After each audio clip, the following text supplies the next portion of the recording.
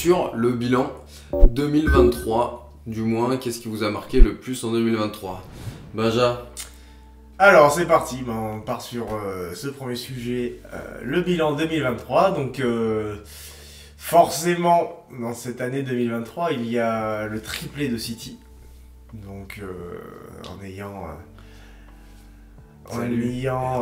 marché sur l'Europe, la Première Ligue, mais je veux noter aussi sur ce triplé. Ce qui m'a énormément marqué, c'est quand même la saison d'Arsenal, qui a confirmé les attentes d'Arteta la saison encore d'avant, qui avait amené quand même de belles perspectives pour Arsenal la saison précédente, et qui l'a confirmé en se battant jusqu'à la fin contre City, malgré une chute au classement terrible à la fin, qui a amené City à reprendre le lead et à gagner la Première Ligue. Mais pour moi, ça m'a marqué de revoir un Arsenal avec des ambitions de jeu magnifiques.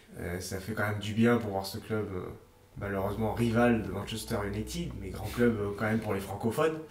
Arsenal, Des fins croisées. Donc forcément, Arsenal, c'était beau de revoir ça.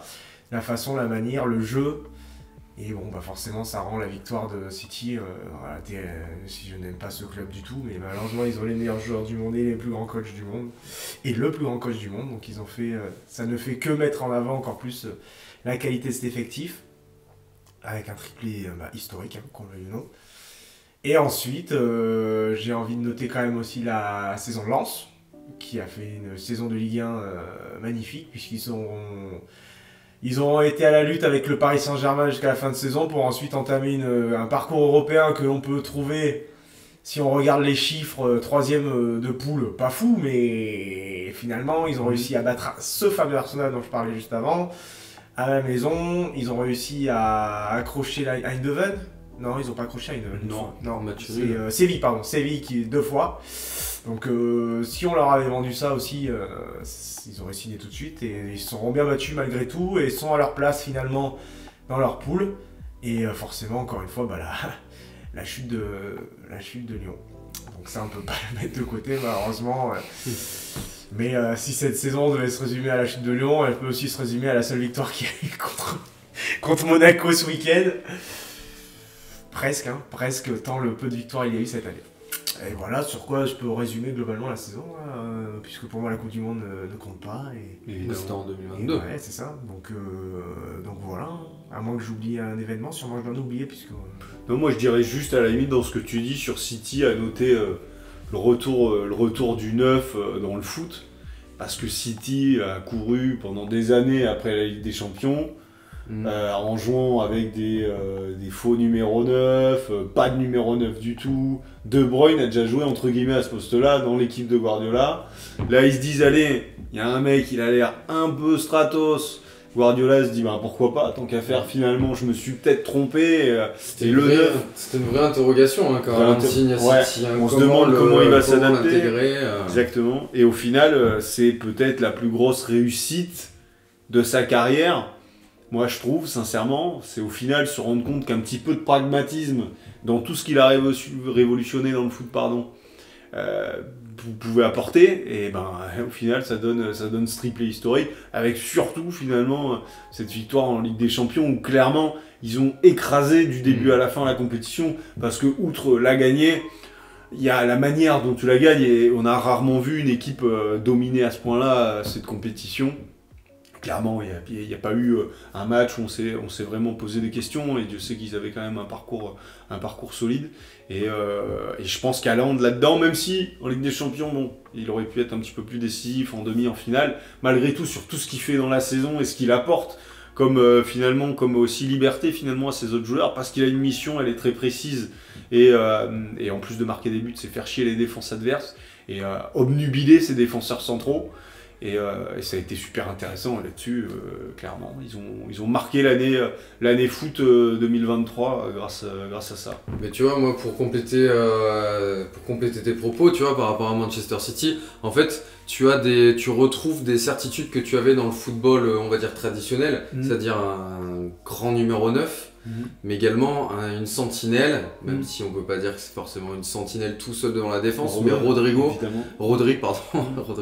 le choix de... Rodrigo, c'est un vrai prénom. C'est ça, à chaque fois je le doute. Mais Rodri en son importance dans cet effectif-là, et pourtant Guardiola arrive aussi à faire de l'innovation avec ses 3 centraux, ses sons centrales qui montent justement au niveau de Rodri, et c'est ça qui est fou. Enfin, encore une fois, City, il y a déjà eu des triplés dans l'histoire de l'Europe, United pour ne pas les citer, mais City, là clairement c'était un mastodonte quoi. Ils ont roulé sur tout le monde, et d'un côté, moi je me demande si, tu vois, est-ce que les autres équipes européennes, hormis Arsenal, mais Arsenal qui revient juste... j'allais pas dire d'entre les morts, mais qui revient de pas loin quoi. Ils étaient 5-6. D'entre les morts, on peut le dire. Et là, City, en fait, t'as l'impression qu'il n'y a pas de concurrence, entre guillemets, au niveau du jeu proposé, de l'efficacité, parce que c'est surtout ça que Guardiola a réussi à avoir l'année dernière. Mais en fait, est-ce que c'est City qui est vraiment trop fort par rapport au reste, ou est-ce que ce sont les autres équipes qui n'arrivent pas à rivaliser avec une équipe qui est vraiment très forte? Moi, je pense que c'est plutôt City qui pour moi comme tu disais, on a retrouvé du pragmatisme, donc ça, totalement, même, je trouve qu'il y a eu je dirais pas de l'humilité, mais limite de voir Guardiola se dire, voilà, faut que je la gagne cette Ligue des et mettre certains principes de côté, ou revoir ce qu'il a vu. Après, c'est toujours adapté, ce qui fait que c'est pour ça qu'il gagne tout le temps. C'est ça que je trouve fou chez lui, c'est que ce mec-là, c'est pas un pragmatique c'est un pragmatique dans sa vision du foot, du jeu plutôt, pas du jeu en tant que tel, avec sa façon de voir le jeu, c'est-à-dire lui il va toujours gagner avec la manière, ça va pas être du jeu à la Mourinho, etc. Et la saison de dingue du Napoli, bien sûr, la saison de dingue du Napoli. Mais le fait de le voir arriver à foutre un 9 alors que lui n'en voulait plus, et je trouve qu'on peut mettre ça en exergue avec le Paris Saint-Germain aujourd'hui, qui se prive d'avoir un 9, puisque Luis Enrique est aussi un adepte de ce principe-là, du faux 9, ou d'un mec devant les milieux qui n'est pas forcément au profil purement pivot, et finalement, ou même purement buteur, et finalement là, Guardiola a enfin mis ça de côté, même n'a pas fait de cette fameuse folie en finale ou en demi-finale à changer son effectif, ce qu'il avait souvent tendance à faire, à innover quelque chose de nouveau. Je trouve que dans sa saison, ça a été pas une forme d'humilité, mais de remise en cause de ce qui se faisait déjà. Il disait, qu'est-ce que je vais faire pour la gagner enfin? Et cette fois, je vais la gagner comme ça. Moi, je suis entièrement d'accord avec toi. Et ce qui est encore le plus fou, et c'est pour ça que Guardiola est certainement, et je pense qu'on peut vraiment se poser la question, c'est le plus grand coach de l'histoire, je pense. Mais ce qui est fort, c'est que justement, il arrive à maintenir un niveau aussi de football depuis combien d'années? Parce que là, on cite du coup le Napoli, et c'est vrai, Air Max, t'as raison dans ce que tu dis, la saison du Napoli est absolument incroyable l'an dernier, et puis toute l'émotion qui est autour de ce titre retrouvé. Avec une qualité de jeu aussi. Et on parlait de Lens. Mais en fait, Lens, ils font un début de saison où à un moment donné, ça s'effondre un petit peu, tu vois, t'as un passage à vide. Alors City, ils sont pas premiers, et pourtant ils sont exceptionnels, mais Guardiola arrive, après t'as un effectif qui fait que aussi. Mais tu vois, on parlait aussi du numéro 9 retrouvé. Mais il arrive aussi à prendre un Julian Alvarez, qui est peut-être un des meilleurs 9 du monde à l'heure actuelle, et à le remodeler dans un nouveau poste. Ouais, mais tu vois, alors ça, moi ça m'embête un peu plus, parce que je pense qu'un Alvarez, c'est un Agüero finalement, et le mettre milieu droit, le mettre à gauche, le mettre à droite, même quand Haaland ne joue pas, il le met un peu au milieu. Il y a des côtés positifs, il y a des côtés négatifs. Moi je pense par exemple que ce qui est exceptionnel Guardiola cette année, c'est Doku. Moi, jamais de la vie j'aurais pu penser qu'il ait une telle intégration, qu'en plus il arrive vraiment à tourner le système, c'est-à-dire les consignes elles sont vraiment très très claires pour Doku, c'est-à-dire vraiment tu restes au contact de ton latéral, faut simplement te faire un petit appel contre appel pour recevoir le ballon, et là c'est pas compliqué, c'est du 1 contre 1, du 1 contre 1 permanent, et lui derrière avec des qualités qui sont les siennes, il est très fort là-dedans, mais il a réussi à le mettre en confiance dans un style de jeu et à un niveau de jeu surtout que Doku avait jamais touché. Là-dessus il est très fort. Alvarez, je veux dire, quand t'as un joueur aussi complet, tu peux pratiquement le mettre où tu veux. Mais je trouve ça un peu dommage presque, parce que pour le coup, j'adorerais voir Alvarez un peu en dessous d'un Haaland, ou voir quelque chose, tu vois, d'un peu plus. Alors que là, pour l'instant, c'est plutôt du 1 pour 1, c'est un peu particulier. Comme Foden, un joueur comme Foden, pour moi, il est tellement fort que je comprends pas comment, par exemple, l'année dernière, il est pas tout le temps titulaire. C'est encore frustrant de pas le voir, ce mec. Exactement. Mais ce qu'il y a, c'est que, et on en reviendra un peu à mon point, c'est que malgré tout, ils ont un effectif. C'est ça, exactement sur ce que je voulais dire aussi, c'est qu'au final, le mec, déjà, il arrive à transformer des joueurs. Quand tu parles de transformer 2 coups, bon, de la transformer, c'était déjà, en tout cas, en championnat de France, un mec intéressant. Mais bon, bref, de là, faire le palier, la jonction Rennes City et direct titulaire, c'est là que je trouve ça fou. D'ailleurs, t'as d'autres profils comme Nathan Ake, complètement. Derrière, avec des mecs qui font pas du tout les mêmes performances. À Kanji, pour moi, jamais j'aurais mis une pièce sur ce mec-là. Aussi fort, viennent aussi fort, même à Nathan Ake. Mais Nathan Ake, ce qu'il y a, c'est qu'avec les Pays-Bas, moi, chaque fois que. Alors bon, les 2 matchs contre la France, il était nul. Genre, il est pas bon, quoi. Il jouait où avant déjà, j'ai perdu. Nathan Ake, il a joué à Chelsea. Oui, mais il jouait où encore avant? C'est Bournemouth. Bref. Et bref, t'as déjà 2 profils que je trouve ça fou. Même Jack Grealish, que tu vas acheter à une somme faramineuse, qu'est-ce qui te dit que le mec va être aussi fort au vu de ce que tu vois? Alors oui, le mec il a un rapport pied-ballon. Jamais tu te dis, pour le coup, quand tu vois l'équipe de Guardiola, qui demande énormément d'efforts, de courses ou même d'investissement collectif, t'as du mal à voir un Jack Grealish qui est plutôt le mec, tu vois, avec un profil nonchalant, le mec qui est plutôt dans. Enfin, moi jamais j'aurais pu croire qu'un Jack Grealish puisse. Et donc du coup, je rebondis sur ce que tu dis sur l'effectif. À la fin, encore cette année, tu vois, Grealish, l'an dernier, il finit une saison où il est presque titulaire, et là, cette année, il joue pas. Enfin, il n'est pas titulaire. Mais non, là, les derniers matchs, il est titulaire. Oui, mais il y a une rotation offensive qui est folle, quoi. Regarde, t'avais Mahrez qui était quasiment remplaçant. Et en fait, dans le mercato, alors est-ce que c'est Guardiola, est-ce que c'est la direction sportive de City qui a félicité, mais il n'y a aucun raté dans le recrutement, quasiment. Ouais, quasiment, ouais. Bah, un des plus gros ratés, on pourrait presque dire que c'est juste Leroy Sané. Leroy Sané a fait son boulot. Et Leroy Sané au niveau qu'il était à City, tu le prends à Paris. Et Leroy Sané, tu vois, c'est pour ça que Guardiola n'a jamais gardé. Il a jamais vraiment été convaincu de ce joueur. En tout cas dans son effectif.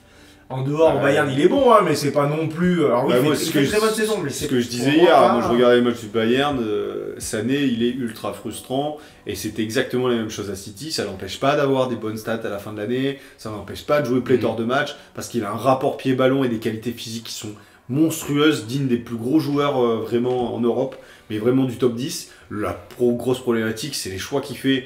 Quelle que soit la situation, c'est très souvent les mauvais et ça change un peu tout. Et c'est justement moi ce qui m'étonne avec un Doku qui était un petit peu ça l'année dernière. L'année dernière, il faisait des courses de 40-50 mètres. Là, il est déjà dans les 30 derniers mètres. Donc et peut-être que, mais en tout cas, on lui a expliqué ce que c'était un choix simple et il l'a compris. Sané, t'as l'impression qu'on peut lui expliquer, faut lui expliquer très longtemps parce que visiblement, il a toujours pas compris. Tu retrouves les mêmes profils en fait. Tu trouves un Doku qui ressemble à un Mahrez qui est parti cet été. Tu retrouves un Foden qui était l'ancien Leroy Sané en step-up. Et en fait, Guardiola c'est trop fort quoi. Le meilleur coach de l'histoire. Ouais, parce qu'à partir du moment où le mec a changé le foot dans tous les sens du terme, à partir du moment où il est arrivé avec le Barça, le mec a inventé, pas inventé, mais il a sorti un truc qui déjà, moi personnellement, j'avais jamais vu ça. Et derrière, en fait, tout le foot qu'on voit aujourd'hui, donc ce fameux foot là ultra offensif en contre-attaque, vient du fait qu'on se soit mis à défendre. On se soit mis à défendre face à des équipes qui ont la possession. Maintenant, et après, on a réfléchi à comment les attaquer contre ces équipes. Le Barça, on a d'abord essayé de comprendre comment défendre contre eux. Et à la suite de ça, est venue cette philosophie de cette volonté d'arriver à attaquer face à des équipes comme ça. Donc est né du coup ces fameuses équipes comme le Barça, comme Liverpool, et avec ces fameuses attaques, ces contre-attaques avec Sané, Firmino, et ça pour moi ça a été le début de ces équipes comme ça. Après il y en a eu Leipzig qui est arrivé. Je pourrais en citer d'autres, mais pas beaucoup. Il y a pas beaucoup qui proposent ce jeu-là. Mais en Angleterre, par exemple, même encore aujourd'hui, tu vois l'équipe d'Angleterre. Regarde l'équipe d'Angleterre. L'équipe d'Angleterre, elle a été marquée par encore Guardiola. L'Allemagne a été marquée quand ils ont gagné en 2014 par Guardiola. Bien sûr. Enfin, je veux dire, le Bayern, etc. Tout le monde, mais au final, la plus grande rivalité, je pense, en termes de coach sur les dernières décennies, c'est Klopp Guardiola. Et c'est 2 préceptes qui sont différents, même si tu t'en retrouves. Il y a eu le passage ancienne école et nouvelle école avec Mourinho, quoi. Et pour moi, du coup, j'y pensais quand on parlait juste avant de Guardiola le meilleur. C'est dans quelle mesure, en fait, un coach arrive à toujours être tu sais, il y a des cycles pour un coach, tu vois. Des Van Gaal, etc. C'est déjà 10-15 ans, et lui ça fait quoi? Ça fait maintenant 15 ans. Et est-ce que, tu vois... Comment en fait tu fais pour toujours être, aujourd'hui pour moi il est au top du top, je pense qu'il pourrait toujours être performant, mais lui il parle déjà de retraite, il refait un triplé. Donc est-ce que lui c'est aussi qu'il... Oui, c'est pas Guardiola, hein, il a un but simple.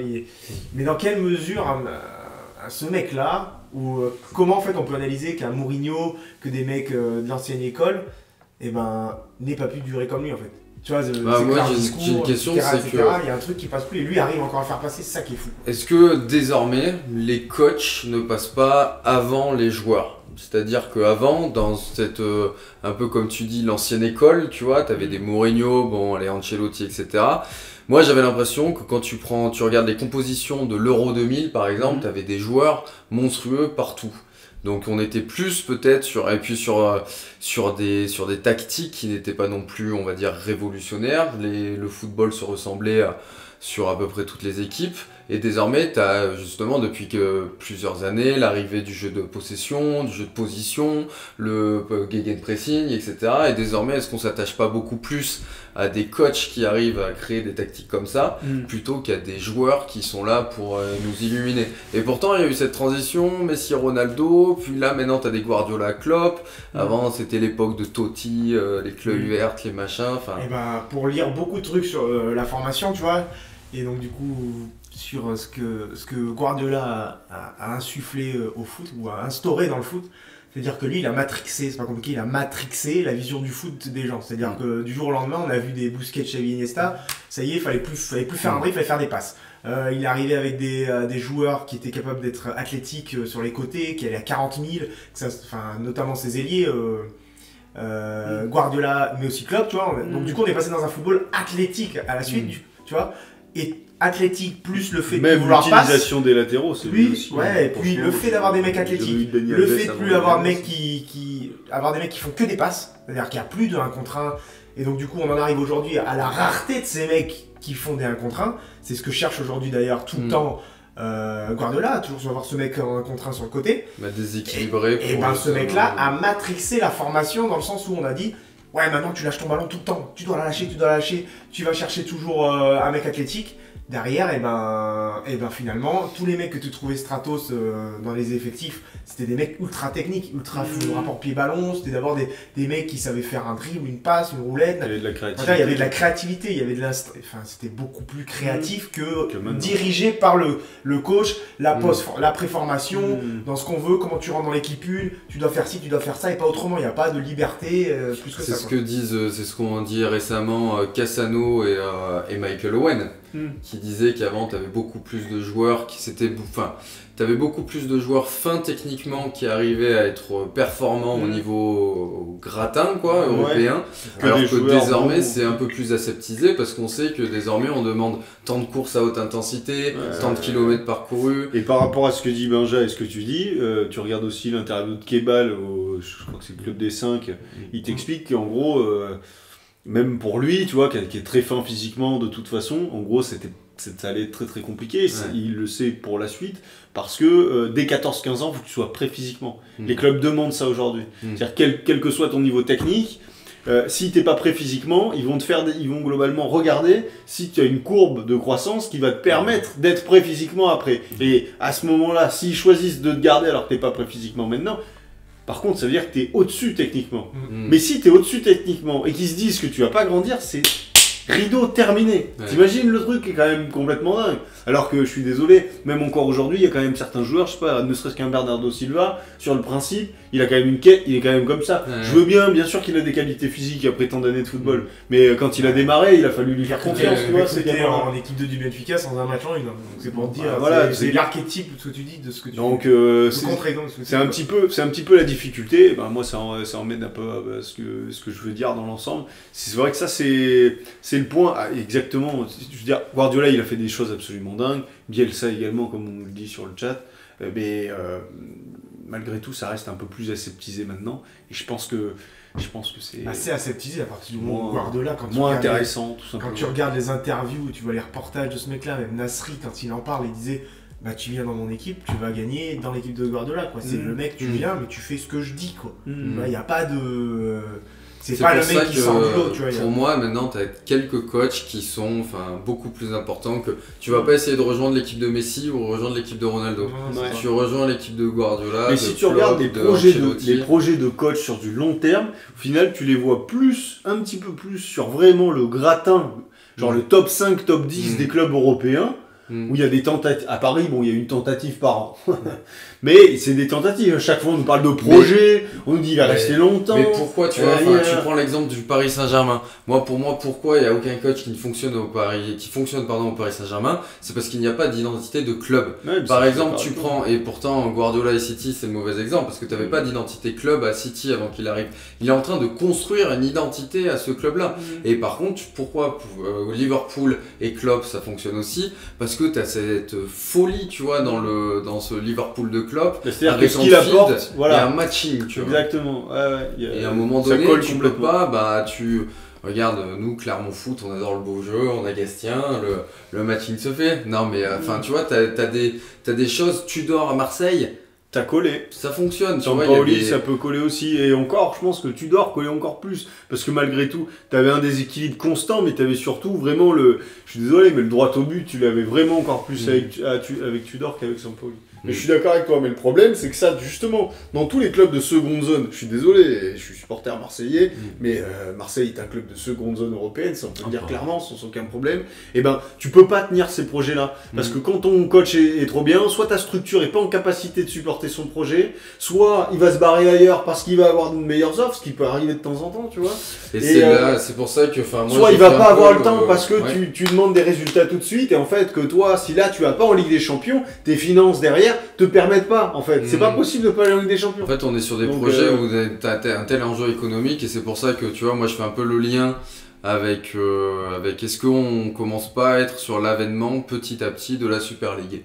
Est-ce que la Super League est pas encore en train de se construire toute seule, en fait. D'après Riolo, en tout cas, l'année prochaine, il y a la Super League. Il y a le 21 décembre, ils en ont parlé hier, ils disent que le 21 décembre, il y a donc le tribunal européen qui va décider si, oui ou non, l'UEFA, en gros, je simplifie le monopole sur les compétitions européennes. S'ils disent non, pas forcément, il n'y a pas d'exclusivité, il y a pas de... C'est pas parce qu'ils gèrent et qu'ils ont donné des règles que tous les pays respectent que c'est les seuls à pouvoir faire une compétition. En gros, la Super League est créée le surlendemain. Après, ouais, c'est oui, après, c'est pas du tout sur ce qu'on parlait, mais oui, sur ce qu'il disait, c'est surtout aussi pour contrecarrer l'Arabie Saoudite.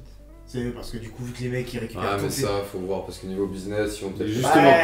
Il disait qu'il n'y avait pas un truc commun en Europe pour arriver déjà à réguler ce merdier et à garder les joueurs. Ça va aller se barrer à mort en Arabie Saoudite, et qu'il disait attention, ça va recruter velu. Ouais. Mais oui, alors en tout cas, pour revenir sur l'année et sur Guardiola, oui, de toute façon, moi, Guardiola.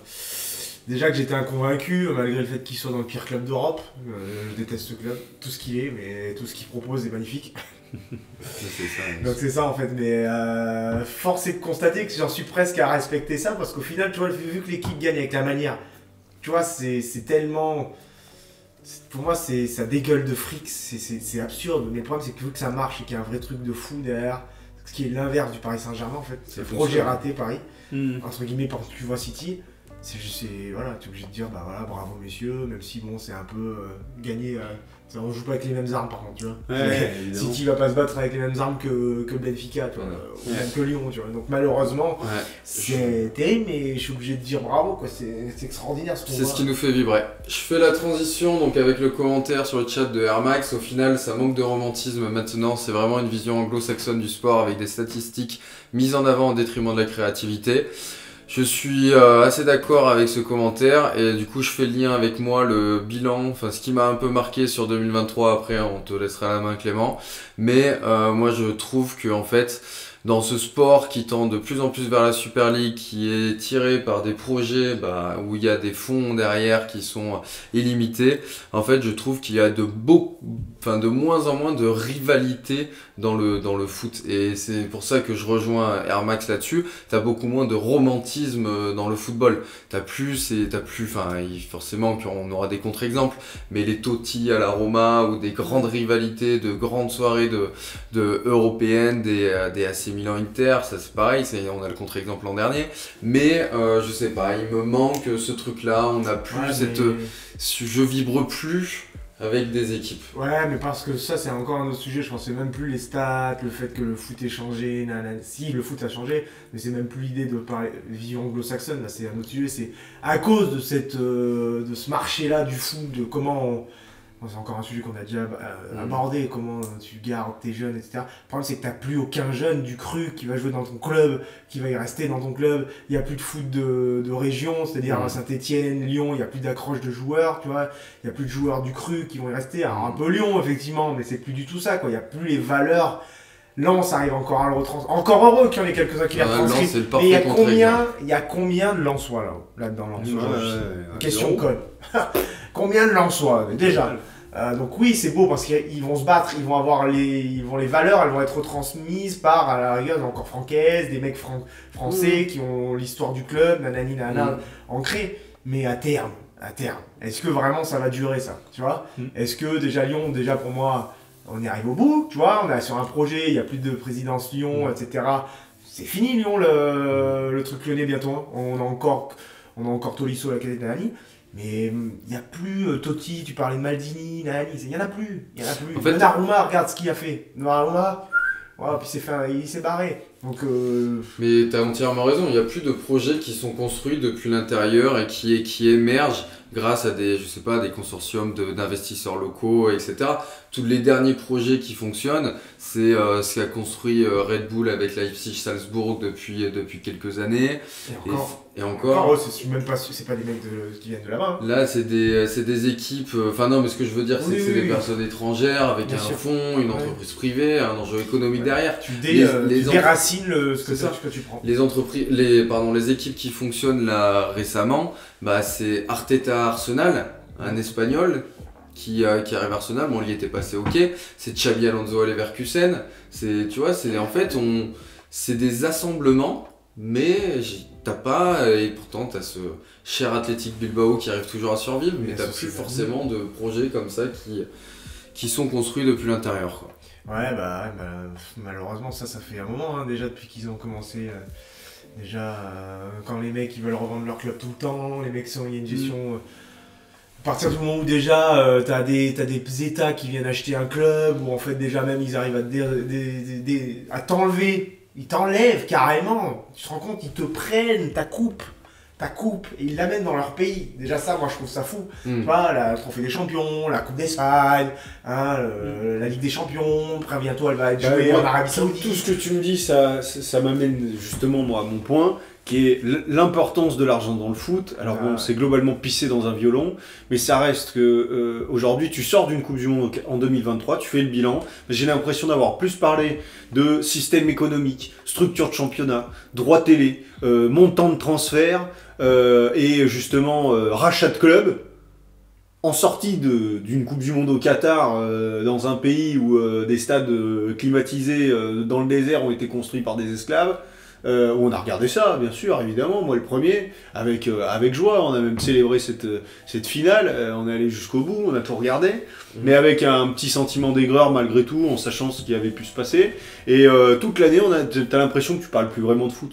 Tu regardes, moi, qui typiquement regarde l'Olympique de Marseille, t'as Longoria qui joue à Football Manager, qui enlève la moitié de l'équipe, qui remet un coach, qui change de système de jeu, qui remet des mecs, qui ci, qui ça. T'as pas le temps de t'identifier, tu peux pas en vouloir aux supporters, il peut pas y avoir de romantisme à partir du moment où t'as même pas le temps de t'identifier à un seul mec. Un mec qui te ressemble, il va rester un an, il va se barrer ailleurs. Tu vois bien que la plupart des mecs font en fonction de leur carrière, c'est-à-dire là où il y a le plus d'oseille. Évidemment, au mercato, t'as l'Arabie Saoudite qui est arrivée et qui a évidemment pris la plupart en tout cas sur le top 50 des ballons d'or de l'année d'avant, ils en ont pris peut-être une petite dizaine. En plus, ils sont allés choper à droite à gauche les meilleurs joueurs de certains championnats, Fofana chez nous, et t'en auras encore certainement d'autres cet été. T'as l'UEFA qui tourne, qui change encore, on va changer l'année prochaine de format de Ligue des Champions pour que ça fasse plus de matchs, pour que ça ramène plus d'oseille.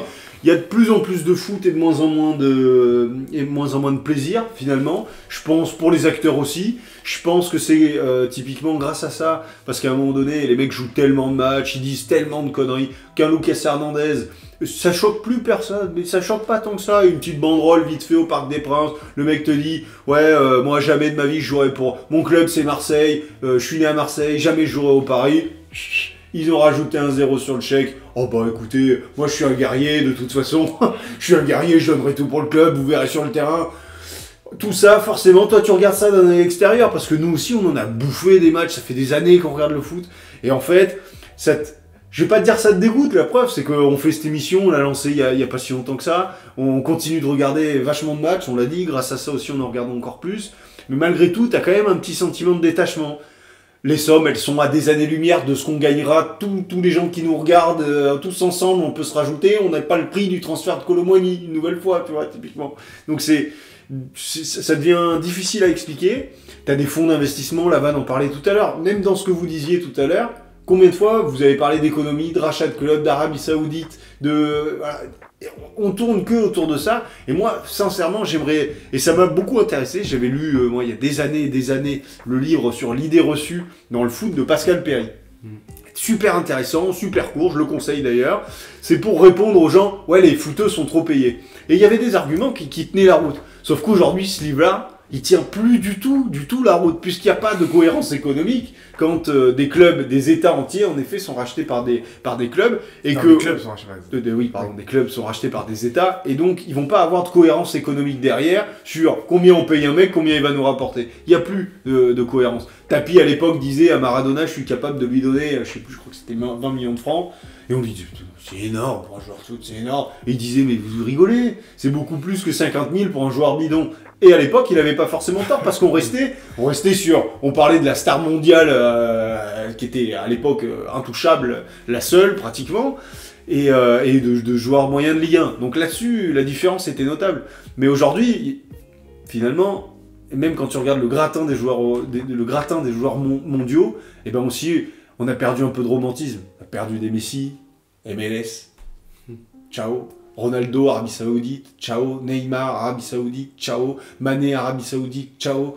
Je veux dire, il y a quand même un paquet de mecs qui nous ont apporté, même Busquets, hein, je veux dire, Jordi Alba, des mecs qui ont quand même marqué le football sur ces dernières années, faut pas déconner. Ils t'ont vraiment apporté justement quelque chose, ils ont fait partie de certaines histoires, de certaines équipes.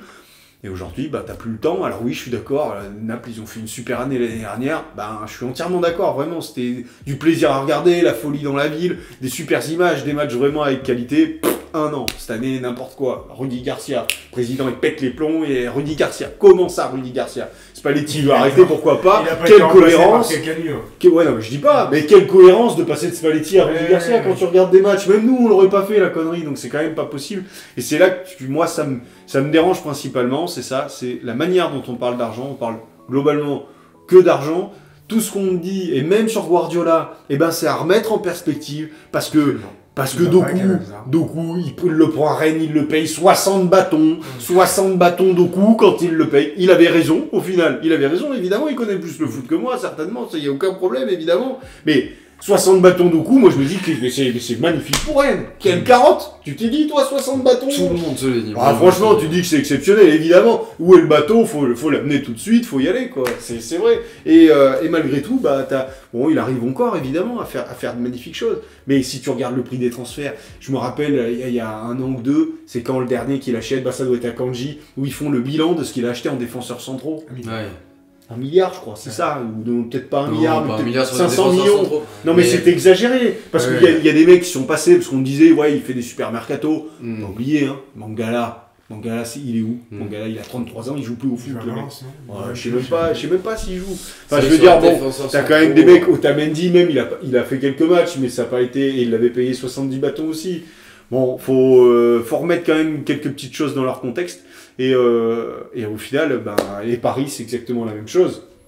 Donc aujourd'hui, on est obligé de prendre, et c'est typiquement le cas pour n'importe quel mercato, de refaire effectif, ok, combien d'argent ils ont mis en face, et combien d'argent ils ont. Parce que sinon, en fait, malgré tout, bah, si tu regardes que le fond des équipes, tu peux pas expliquer les résultats. Oui, d'accord, mais t'as quand même. Et c'est dommage en fait d'en venir là, mais t'as pas le choix. Tu peux quand même avoir une proposition de jeu, une proposition de football. Évidemment. Mais tu peux plus, avec ce système-là, mais qui est économico-global partout, parce que c'est mondial, bah tu peux pas t'attacher à qui que ce soit particulièrement. Tu peux pas rivaliser avec les grandes équipes. Moi, je suis presque sûr que tu puisses même plus faire. Tu vois, t'as encore de la chance d'avoir des Real Sociedad, des Athletic Bilbao, mais en fait, on t'enlève tellement tout du foot. En fait, on t'enlève tellement la possibilité déjà quand tu regardes. Pour moi, la première ligue, mais même en Ligue 1, quand tu regardes en fait, au final, tu vas dans un top. On t'enlève la possibilité d'être dans un top 10 à partir du moment où en fait, il te faut tellement de thunes pour déjà assumer le calendrier sportif, avoir la qualité des joueurs pour être bon. Déjà, ne serait-ce que sur un match lambda, si tu prends juste en quantité le nombre de joueurs qu'il faut pour assumer le calendrier sportif, comment tu veux qu'une équipe qui va avoir une volonté de jouer avec que les joueurs de son cru, avoir autant de joueurs du cru? Tu vois, si tu tiens le trait, t'exagères forcément, tu vas pas sortir 11 joueurs, ça arrivait une fois le Barça, ils en avaient 11, ils avaient pas. Et je suis sûr qu'on s'est amusé à regarder le calendrier sportif de 2010 ou entre 2010 et 2008, je pense qu'on hallucinerait par rapport à ce qu'il y a aujourd'hui. En fait, et c'est ça que. Donc, du coup, rien que ça, on l'enlève. Des effectifs, du coup, en fait, les équipes qui ont le plus d'argent, c'est eux qui arrivent à construire des effectifs plus larges. C'est pour ça que tu domines à un moment donné. Quand les c'est pour ça qu'il y a des mecs qui acceptent de s'asseoir sur le banc. Hein. Ouais, mais si tu veux, malgré tout, quand t'as dit ça, ce qui déconnecte un petit peu aussi les gens du foot, c'est typiquement justement dans une petite ville comme la nôtre, avec une équipe qui fait quelque chose d'exceptionnel à monter en Ligue 1, bah tu regardes la masse salariale du Clermont Foot, c'est ridicule par rapport au reste de la Ligue 1, mais c'est à des années-lumière de n'importe quelle entreprise qui est sur cette place. Regarde, on en rigole. Il n'y a rien qui va. Il y a rien qui va. T'as 25 mecs, les 25 mecs, tu prends. Alors t'en as une petite dizaine qui ont des salaires classiques comme toi et moi, nanani. Mais le reste, c'est complètement incohérent par rapport à ce qu'ils font sur le terrain. C'est exactement ce que disait Tapi. Vaut mieux filer 25 bars à Maradona. Ça, c'est l'argent du foot. Il le génère derrière.